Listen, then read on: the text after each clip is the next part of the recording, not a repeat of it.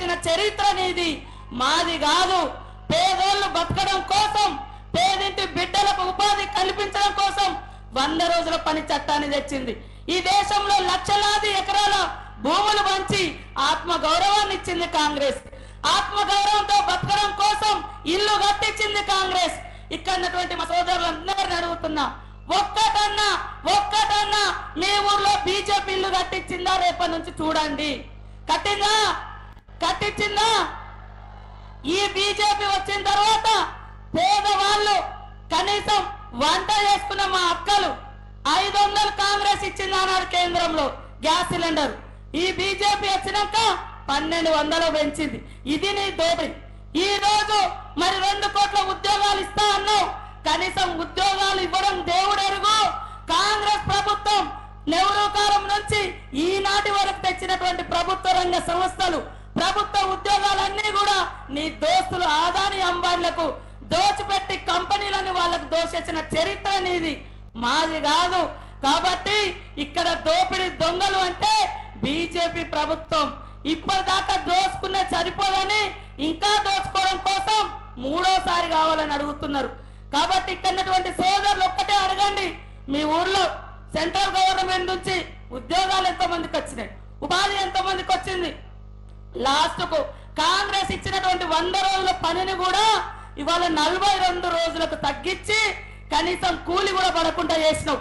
రేపు కాంగ్రెస్ కేంద్రంలో వస్తుంది, ఖచ్చితంగా 100 రోజుల కూలీలకు 400 పెంచుతా అని రాహుల్ గాంధీ గారు మాట ఇచ్చారు.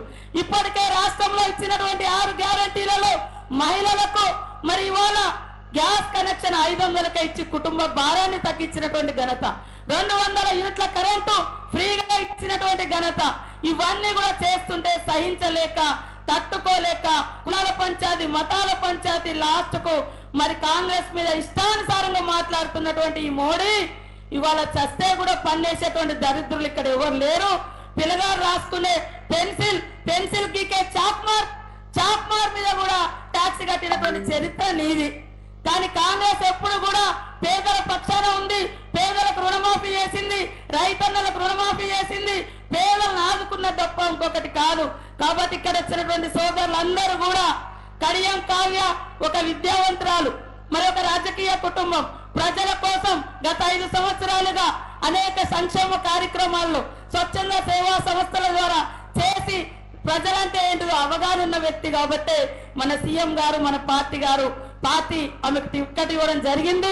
ప్రతి ఒక్కరూ రేపు రాబోయే కాలంలో ఈ రాజ్యాంగం బతకాలి, మేము భారతీయులమని ఆత్మగౌరవంతో ప్రపంచానికి చాటి చెప్పుకోవాలంటే భారత రాజ్యాంగం, అంబేద్కర్ గారు రాసినటువంటి రాజ్యాంగం ఉండాలి.